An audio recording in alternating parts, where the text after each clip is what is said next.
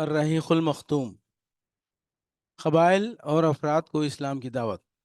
ذی خط 10 نبوت، اواخر جون یا اوائل جولائی 619 میں رسول اللہ صلی اللہ علیہ وسلم طائف سے مکہ تشریف لے گئے اور یہاں افراد اور قبائل کو پھر سے اسلام کی دعوت دینی شروع کی۔ چونکہ موسم حج قریب تھا، اس لیے فریضہ حج کی ادائیگی کے لیے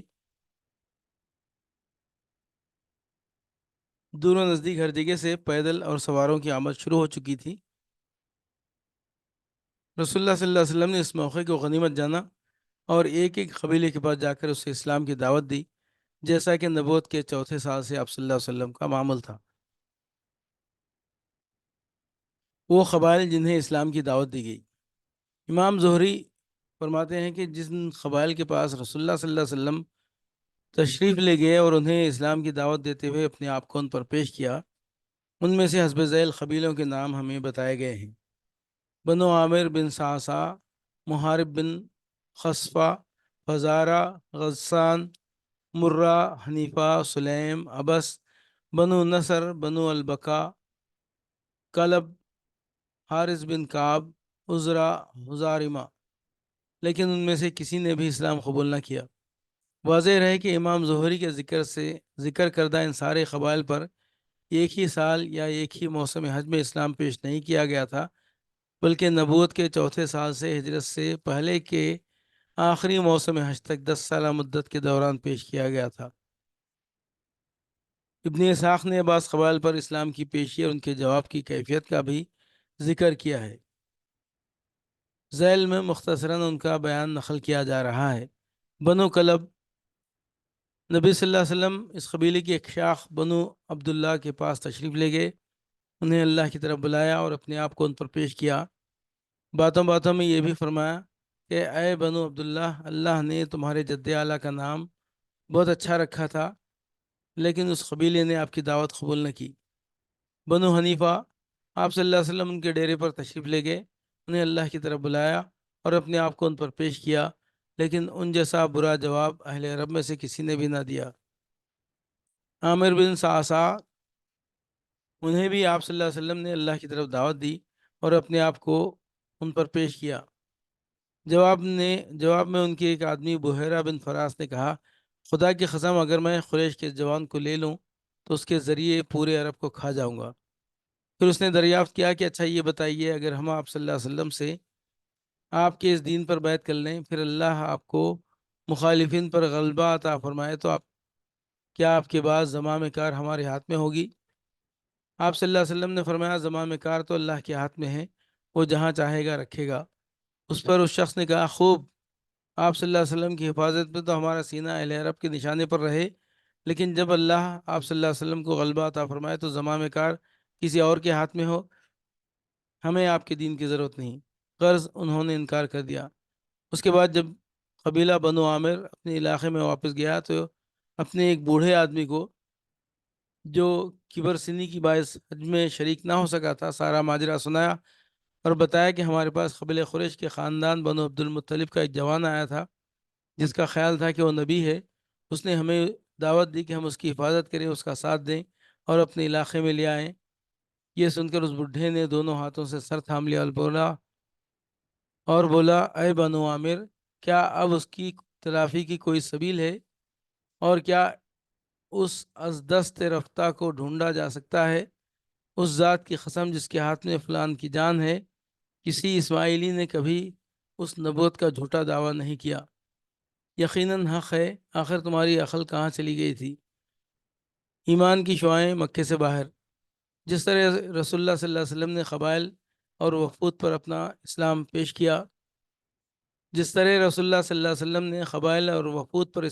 کیا اسی طرح افراد اور اشخاص کو بھی اسلام کی دعوت دی، اور بعض نے اچھا جواب بھی دیا، اور پھر اس موسم حج کے کچھ ہی عرصے بعد کئی افراد نے اسلام قبول کیا۔ ذیل میں ان کی ایک مختصر رودات پیش کی جا رہی ہے۔ سوید بن صامت رضی اللہ عنہ، یہ شاعر تھے، گہری سوجھ بوجھ کے حامل اور یثرب کے باشندے۔ ان کی پختگی، شعر گوئی اور شرف و نسب کی وجہ سے ان کی قوم نے انہیں کامل کا خطاب دے رکھا تھا۔ یہ حج یا عمرہ کے لیے مکہ تشریف لائے رسول اللہ صلی اللہ علیہ وسلم نے انہیں اسلام کی دعوت دی. کہنے لگے غالباً آپ کے پاس جو کچھ ہے وہ ویسا ہی ہے جیسا میرے پاس ہے. رسول اللہ صلی اللہ علیہ وسلم نے فرمایا تمہارے پاس کیا ہے؟ سوید نے کہا حکمت لقمان. آپ صلی اللہ علیہ وسلم نے فرمایا پیش کرو. انہوں نے پیش کیا. آپ صلی اللہ علیہ وسلم نے فرمایا یہ یقیناً اچھا ہے، یہ کلام یقیناً اچھا ہے، لیکن میرے پاس جو کچھ ہے وہ اس سے بھی اچھا ہے. وہ قرآن ہے جو اللہ تعالیٰ نے مجھ پر نازل کیا ہے، وہ ہدایت اور نور ہے. اس کے بعد رسول اللہ صلی اللہ علیہ وسلم نے انہیں قرآن پڑھ کر سنایا اور اسلام کی دعوت دی. انہوں نے اسلام قبول کر لیا اور بولے یہ تو بہت ہی اچھا کلام ہے. اس کے بعد وہ مدینہ پلٹ کر آئے ہی تھے کہ جنگ بواس چھڑ گئی اور اسی میں قتل کر دیے گئے. انہوں نے 11 نبوی کے آغاز میں اسلام قبول کیا تھا. ایاس بن معاذ یہ بھی یثرب کے باشندے تھے اور نوخیز جوان. 11 نبوت میں جب جنگ بواس سے کچھ پہلے اوس کا ایک وفد خزرج کے خلاف قریش سے حلف و تعاون کی تلاش میں مکہ آیا تھا. آپ بھی اسی کے ہمراہ تشریف لائے تھے. اس وقت یثرب میں ان دونوں قبیلوں کے درمیان عداوت کی آگ بھڑک رہی تھی اور اوس کی تعداد خزرج سے کم تھی.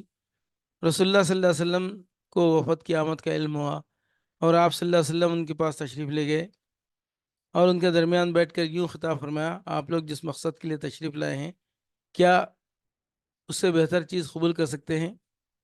ان سب نے کہا وہ کیا چیز ہے؟ آپ صلی اللہ علیہ وسلم نے فرمایا میں اللہ کا رسول ہوں اور اللہ نے مجھے اپنے بندوں کے پاس اس بات کی دعوت دینے کے لیے بھیجا ہے کہ وہ اللہ کی عبادت کریں اور اس کے ساتھ کسی کو شریک نہ کریں. اللہ نے مجھ پر کتاب بھی اتاری ہے. پھر آپ صلی اللہ علیہ وسلم نے اسلام کا ذکر کیا اور قرآن کی تلاوت فرمائی. ایاس بن معاذ بولے اے قوم یہ خدا کی قسم اس سے بہتر ہے جس کے لیے آپ لوگ یہاں تشریف لائے ہیں. لیکن وفد کے ایک رکن ابو الحسیر انس بن رافع نے ایک مٹھی مٹی اٹھا کر ایاس کے منہ پر دے ماری اور بولا یہ بات چھوڑو، میری عمر کی قسم یہاں ہم اس کے بجائے دوسرے ہی مقصد سے آئے ہیں. ایاس نے خاموشی اختیار کر لی اور رسول اللہ صلی اللہ علیہ وسلم بھی اٹھ گئے. وفد قریش کے ساتھ حلف و تعاون کا معاہدہ کرنے میں کامیاب نہ ہو سکا اور یوں ہی ناکام مدینہ واپس ہو گیا. مدینہ پلٹنے کے تھوڑے ہی دن بعد ایاس انتقال کر گئے. وہ اپنی وفات کے وقت تحلیل و تکبیر اور حمد و تسبیح کر رہے تھے، اس لیے لوگوں کو یقین ہے کہ ان کی وفات اسلام پر ہوئی. ابو ذر غفاری یہ یثرب کے اطراف میں سکونت پذیر تھے. حضرت سوید بن صامت اور ایاس بن معاذ کے ذریعے یثرب میں رسول اللہ صلی اللہ علیہ وسلم کی بعثت کی خبر پہنچی تو یہ خبر ابو ذر رضی اللہ عنہ کے کان سے بھی ٹکرائی اور یہی ان کی اسلام لانے کا سبب بنی. ان کا اسلام لانے کا واقعہ صحیح بخاری میں تفصیل سے مروی ہے. ابن عباس رضی اللہ عنہ کا بیان ہے کہ ابو ذر رضی اللہ عنہ نے فرمایا میں قبیل غفار کا ایک آدمی تھا. مجھے معلوم ہوا کہ مکے میں ایک آدمی نمودار ہوا ہے جو اپنے آپ کو نبی کہتا ہے. میں نے اپنے بھائی سے کہا تم اس آدمی کے پاس جاؤ، اس سے بات کرو اور میرے پاس اس کی خبر لاؤ. وہ گیا، ملاقات کی اور واپس آیا. میں نے پوچھا کیا خبر لائے ہو؟ بولا خدا کی قسم میں نے ایک ایسا آدمی دیکھا ہے جو بھلائی کا حکم دیتا ہے اور برائی سے روکتا ہے. میں نے کہا تم نے تشفی بخش خبر نہیں دی. آخر میں نے خود تو شادان اور ڈنڈا اٹھایا اور مکے کے لیے چل پڑا. وہاں پہنچ تو گیا لیکن آپ صلی اللہ علیہ وسلم کو پہچانتا نہ تھا اور یہ بھی گوارا نہ تھا کہ آپ کے متعلق کسی سے پوچھوں. چنانچہ میں زمزم کا پانی پیتا اور مسجد حرام میں پڑا رہتا. آخر کار میرے پاس سے علی کا گزر ہوا. کہنے لگے آدمی اجنبی معلوم ہوتے ہو؟ میں نے کہا جی ہاں. انہوں نے کہا اچھا تو گھر چلو. میں ان کے ساتھ چل پڑا. نہ وہ مجھ سے کچھ پوچھ رہے تھے نہ میں ان سے کچھ پوچھ رہا تھا اور نہ انہیں کچھ بتا ہی رہا تھا. صبح ہوئی تو میں اس ارادے سے پھر مسجد حرام گیا کہ آپ صلی اللہ علیہ وسلم کے متعلق دریافت کروں، لیکن کوئی نہ تھا جو مجھے آپ صلی اللہ علیہ وسلم کے متعلق کچھ بتاتا. آخر میرے پاس حضرت علی رضی اللہ عنہ گزرے. دیکھ کر بولے اس آدمی کو ابھی اپنا ٹھکانہ معلوم نہ ہو سکا؟ میں نے کہا نہیں. انہوں نے کہا اچھا تو میرے ساتھ چلو. اس کے بعد انہوں نے کہا اچھا تمہارا معاملہ کیا ہے اور تم کیوں اس شہر میں آئے ہو؟ میں نے کہا آپ رازداری سے کام لے تو بتاؤں. انہوں نے کہا ٹھیک ہے میں ایسا ہی کروں گا. میں نے کہا مجھے معلوم ہوا ہے کہ یہاں ایک آدمی نمودار ہوا ہے جو اپنے آپ کو اللہ کا نبی بتاتا ہے. میں اپنے بھائی کو بھیجا کہ وہ بات کر کے آئے مگر اس نے پلٹ کر کوئی تشفی بخش بات نہ بتلائی، اس لیے میں نے سوچا کہ خود ہی ملاقات کر لوں. حضرت علی رضی اللہ عنہ نے کہا کہ بھائی تم صحیح جگہ پر پہنچے. دیکھو میرا رخ انہی کی طرف ہے، جہاں میں گھسوں وہاں تم بھی گھس جانا. اور ہاں اگر میں کسی ایسے شخص کو دیکھوں جس سے تمہارے لیے خطرہ ہے تو دیوار کی طرف اس طرح جا رہوں گا گویا اپنا جوتا ٹھیک کر رہا ہوں، لیکن تم راستہ چلتے رہنا۔ اس کے بعد حضرت علی رضی اللہ عنہ روانہ ہوئے اور میں بھی ساتھ چل پڑا، یہاں تک کہ وہ اندر داخل ہوئے، میں بھی ان کے ساتھ نبی صلی اللہ علیہ وسلم کے پاس جا داخل ہوا اور عرض پرداز ہوا کہ آپ صلی اللہ علیہ وسلم مجھ پر اسلام پیش کریں۔ آپ صلی اللہ علیہ وسلم نے اسلام پیش فرمایا اور میں وہیں مسلمان ہو گیا۔ اس کے بعد آپ صلی اللہ علیہ وسلم نے مجھ سے فرمایا، اے ابو ذر، اس معاملے کو پس پردہ رکھو اور اپنے علاقے میں واپس چلے جاؤ، جب ہمارے ظہور کی خبر ملے تو آ جانا۔ میں نے کہا، اس ذات کی قسم جس نے آپ کو حق کے ساتھ مبعوث فرمایا ہے، میں تو ان کے درمیان ببانگ دہل اس کا اعلان کروں گا۔ اس کے بعد میں مسجد حرام آیا، قریش موجود تھے۔ میں نے کہا، قریش کے لوگوں، اشہد اللہ الہ الا اللہ و اشہد ان محمد عبدہ و رسولہ، میں شہادت دیتا ہوں کہ اللہ کے سوا کوئی معبود نہیں، اور میں شہادت دیتا ہوں کہ محمد صلی اللہ علیہ وسلم اللہ کے بندے اور رسول ہیں۔ لوگوں نے کہا، اس بے دین کی خبر اٹھو اور اس بے دین کی خبر لو۔ لوگ اٹھ پڑے اور مجھے اس قدر مارا گیا کہ مر جاؤں، لیکن حضرت عباس رضی اللہ عنہ نے مجھے بچایا۔ انہوں نے مجھے جھک کر دیکھا، پھر قریش کی طرف پلٹ کر بولے، تمہاری بربادی ہو، تم لوگ غفار کے ایک آدمی کو مارے دے رہے ہو، حالانکہ تمہاری تجارت گاہ اور گزرگاہ غفار ہی سے ہو کر جاتی ہے۔ اس پر لوگ مجھے چھوڑ کر ہٹ گئے۔ دوسرے دن صبح ہوئی تو میں پھر وہیں گیا، اور جو کچھ کل کہا تھا آج پھر کہا، اور لوگوں نے پھر کہا کہ اٹھو، اس بے دین کی خبر لو۔ اس کے بعد پھر میرے ساتھ وہی ہوا جو کل ہو چکا تھا، اور آج بھی حضرت عباس رضی اللہ عنہ ہی نے مجھے بچایا۔ وہ مجھ پر جھکے، پھر ویسی ہی بات کہی جیسے کل کہی تھی۔ طفیل بن عمرو دوسی، یہ شریف انسان، شاعر، سوجھ بوجھ کے مالک، قبیلہ دوس کے سردار تھے۔ ان کے قبیلے کو بعض نواحی یمن میں امارت یا تقریباً امارت حاصل تھی۔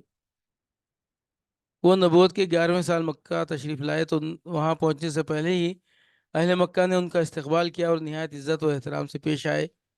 پھر ان سے عرض پرداز ہوئے، اے طفیل، آپ ہمارے شہر تشریف لائے ہیں، اور یہ شخص جو ہمارے درمیان ہے، اس نے ہمیں سخت پیچیدگی میں پھنسا رکھا ہے، ہماری جمعیت بکھیر دی ہے اور ہمارا شیرازہ منتشر کر دیا ہے۔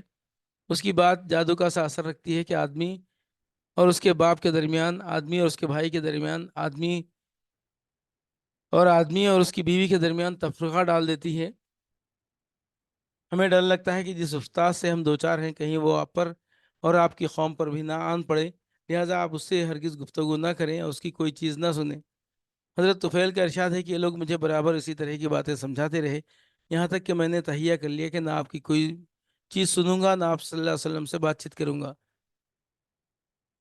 حتیٰ کہ جب میں صبح کو مسجد حرام گیا تو کان میں روئی ٹھونس رکھی تھی کہ مبادہ آپ صلی اللہ علیہ وسلم کی کوئی بات میرے کان میں پڑ جائے، لیکن اللہ کو منظور تھا کہ آپ کی بعض باتیں مجھے سنا ہی دے۔ چنانچہ میں نے بڑا عمدہ کلام سنایا، پھر میں نے اپنے جی میں کہا، ہے مجھ پر میری ماں کی آہ و فغاں، میں تو بخدا ایک سوجھ بوجھ رکھنے والا شاعر آدمی ہوں، مجھ پر بھلا برا چھپا نہیں رہ سکتا، پھر کیوں نہ میں اس شخص کی بات سنوں؟ اگر اچھی ہوئی تو قبول کر لوں گا، بری ہوئی تو چھوڑ دوں گا۔ یہ سوچ کر میں رک گیا، اور جب آپ صلی اللہ علیہ وسلم گھر پلٹے تو میں بھی پیچھے ہو لیا، اور آپ صلی اللہ علیہ وسلم اندر داخل ہوئے تو میں بھی داخل ہو گیا، اور آپ صلی اللہ علیہ وسلم کو اپنی آمد کا واقعہ اور لوگوں کے خوف دلانے کی کیفیت، پھر کان میں روئی ٹھونسنے اور اس کے باوجود آپ کی بعض باتیں سن لینے کی تفصیلات بتائیں۔ پھر عرض کیا کہ آپ اپنی بات پیش کیجئے۔ آپ صلی اللہ علیہ وسلم نے مجھ پر اسلام پیش کیا اور قرآن کی تلاوت فرمائی۔ خدا گواہ ہے، میں نے اس سے عمدہ قول اور اس سے زیادہ انصاف کی بات کبھی نہ سنی تھی، چنانچہ میں نے وہیں اسلام قبول کر لیا اور حق کی شہادت دی۔ اس کے بعد آپ صلی اللہ علیہ وسلم سے عرض کیا کہ میری قوم میں میری بات مانی جاتی ہے، میں ان کے پاس پلٹ کر جاؤں گا اور انہیں اسلام کی دعوت دوں گا، لہٰذا آپ صلی اللہ علیہ وسلم اللہ سے دعا فرمائیں کہ وہ مجھے کوئی نشانی دے دے۔ آپ صلی اللہ علیہ وسلم نے دعا فرمائی۔ حضرت طفیل کو جو نشانی عطا ہوئی وہ یہ تھی کہ قوم کے جب وہ اپنی قوم کے قریب پہنچے تو اللہ تعالیٰ نے ان کے چہرے پر چراغ جیسی روشنی پیدا کر دی۔ انہوں نے کہا، یا اللہ، چہرے کے بجائے کسی اور جگہ مجھے اندیشہ ہے کہ لوگ اسے مسلح کہیں گے۔ چنانچہ یہ روشنی ان کے ڈنڈے میں پلٹ گئی۔ پھر انہوں نے اپنے والد اور اپنی بیوی کو اسلام کی دعوت دی اور وہ دونوں مسلمان ہو گئے، لیکن قوم نے اسلام قبول کرنے میں تاخیر کی۔ مگر حضرت طفیل رضی اللہ عنہ بھی مسلسل کوشاں رہے، حتیٰ کہ غزوہ خندق کے بعد جب انہوں نے ہجرت فرمائی تو ان کے ساتھ ان کی قوم کے 70 یا 80 خاندان تھے۔ حضرت طفیل نے اسلام میں بڑے اہم کارنامے انجام دے کر یمامہ کی جنگ میں جام شہادت نوش فرمایا۔ زماد ازدی، یہ یمن کے باشندے اور قبیلہ ازد شنودا کے ایک فرد تھے۔ جھاڑ پھونک کرنا اور آصف اتارنا ان کا کام تھا۔ مکہ آئے تو وہاں کے احمقوں سے سنا کہ محمد صلی اللہ علیہ وسلم پاگل ہیں۔ سوچا کیوں نہ اس شخص کے پاس چلوں، ہو سکتا ہے کہ اللہ میرے ہی ہاتھوں اسے شفا دے دے۔ چنانچہ آپ سے ملاقات کی اور کہا، اے محمد صلی اللہ علیہ وسلم، میں آصف اتارنے کے لیے جھاڑ پھونک کیا کرتا ہوں، کیا آپ صلی اللہ علیہ وسلم کو بھی اس کی ضرورت ہے؟ آپ نے جواب میں فرمایا، یقیناً ساری تعریف اللہ کے لیے ہے، ہم اسی کی تعریف کرتے ہیں اور اسی سے مدد چاہتے ہیں۔ جسے اللہ ہدایت دے دے اسے کوئی گمراہ نہیں کر سکتا، اور جسے اللہ بھٹکا دے اسے کوئی ہدایت نہیں دے سکتا۔ اور میں شہادت دیتا ہوں کہ اللہ کے سوا کوئی معبود نہیں، وہ تنہا ہے، اس کا کوئی شریک نہیں۔ اور میں شہادت دیتا ہوں کہ محمد صلی اللہ علیہ وسلم اس کے بندے اور رسول ہیں۔ اما بعد، زماد نے کہا، ذرا آپ نے یہ کلمات مجھے پھر سنا دیجئے۔ آپ صلی اللہ علیہ وسلم نے 3 بار دہرایا۔ اس کے بعد زماد نے کہا، میں کاہنوں، جادوگروں اور شاعروں کی بات سن چکا ہوں، لیکن میں نے آپ صلی اللہ علیہ وسلم کے ان جیسے کلمات کہیں نہیں سنے۔ یہ تو سمندر کی اتھاہ گہرائی کو پہنچے ہوئے ہیں۔ لائیے اپنا ہاتھ بڑھائیے، آپ صلی اللہ علیہ وسلم سے اسلام پر بیعت کروں۔ اور اس کے بعد انہوں نے بیعت کر لی۔ یثرب کی 6 سعادت مند روحیں۔ 11ویں سنِ نبوت کے موسم حج میں جولائی 620 میں اسلامی دعوت کو چند کارآمد بیج دستیاب ہوئے، جو دیکھتے دیکھتے سر و خامت درختوں میں تبدیل ہو گئے، اور ان کی لطیف اور گھنی چھاؤں میں بیٹھ کر مسلمانوں نے برسوں ظلم و ستم کی تپش سے راحت و نجات پائی۔ اہل مکہ نے رسول اللہ صلی اللہ علیہ وسلم کو جھٹلانے اور لوگوں کو اللہ کی راہ سے روکنے کا جو بیڑا اٹھا رکھا تھا، اس کے تئیں نبی صلی اللہ علیہ وسلم کی حکمت عملی یہ تھی کہ آپ رات کی تاریکی میں قبائل کے پاس تشریف لے جاتے تاکہ مکے کا کوئی مشرک رکاوٹ نہ ڈال سکے۔ اسی حکمت عملی کے مطابق ایک رات آپ صلی اللہ علیہ وسلم حضرت ابوبکر رضی اللہ عنہ اور حضرت علی رضی اللہ عنہ کو ہمراہ لے کر باہر نکلے۔ بنو زحل اور بنو شیبان بن ثعلبہ کے ڈیروں سے گزرے تو ان سے اسلام کے بارے میں بات چیت کی۔ انہوں نے جواب تو بڑا امید افزا دیا، لیکن اسلام قبول کرنے کے بارے میں کوئی حتمی فیصلہ نہ کیا۔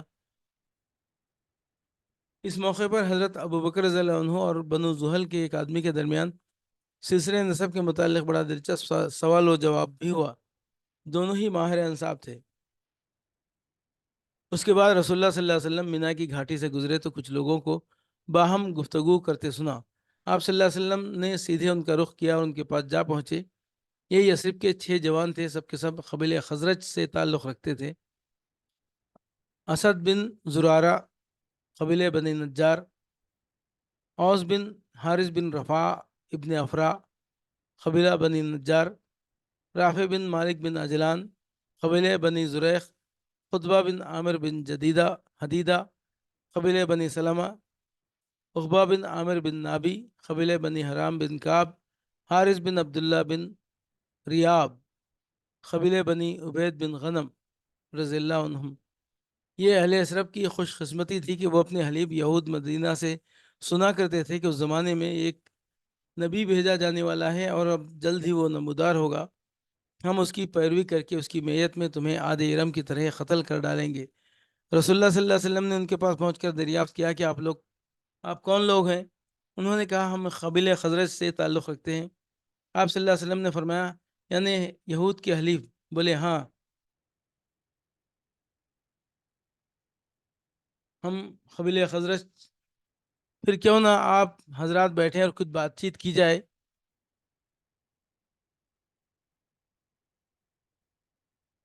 فرمایا، پھر کیوں نہ آپ حضرات بیٹھیں کچھ بات چیت کی جائے۔ وہ لوگ بیٹھ گئے۔ آپ صلی اللہ علیہ وسلم نے ان کے سامنے اسلام کی حقیقت بیان فرمائی، انہیں اللہ عز و جل کی طرف دعوت دی اور قرآن کی تلاوت فرمائی۔ انہوں نے آپس میں ایک دوسرے سے کہا، بھائی دیکھو، یہ تو وہی نبی معلوم ہوتے ہیں جن کا حوالہ دے کر یہود تمہیں دھمکیاں دیا کرتے ہیں، لہٰذا یہود تم پر سبقت نہ لے جانے پائیں۔ اس کے بعد انہوں نے فوراً آپ کی دعوت قبول کر لی اور مسلمان ہو گئے۔ یہ یثرب کے خلا اور رجال تھے۔ حال ہی میں جو جنگ گزر چکی تھی اور جس کے دھوئے اب تک فضا کو تاریک کیے ہوئے تھے، اس جنگ نے انہیں چور چور کر دیا تھا۔ اس لیے انہوں نے بجا طور پر یہ توقع قائم کی کہ آپ کی دعوت جنگ کے خاتمے کا ذریعہ ثابت ہوگی۔ چنانچہ انہوں نے کہا، ہم اپنی قوم کو اس حال میں چھوڑ آئے ہیں، اس حالت میں چھوڑ کر آئے ہیں کہ کسی اور قوم میں ان کے جیسی عداوت و دشمنی نہیں پائی جاتی۔ امید ہے اللہ آپ کے ذریعے انہیں یکجا کر دے گا۔ ہم وہاں جا کر لوگوں کو آپ کے مقصد کی طرف بلائیں گے اور یہ دین جو ہم نے قبول کر لیا ہے ان پر بھی پیش کریں گے۔ اگر اللہ نے آپ پر ان کو یکجا کر دیا تو پھر آپ سے بڑھ کر کوئی اور معزز نہ ہوگا۔ اس کے بعد جب یہ لوگ مدینہ واپس ہوئے تو اپنے ساتھ اسلام کا پیغام بھی لے گئے۔ چنانچہ وہاں گھر گھر رسول اللہ صلی اللہ علیہ وسلم کا چرچا پھیل گیا۔ حضرت عائشہ رضی اللہ عنہ سے نکاح۔ اسی سال شوال 11 نبوت میں رسول اللہ صلی اللہ علیہ وسلم نے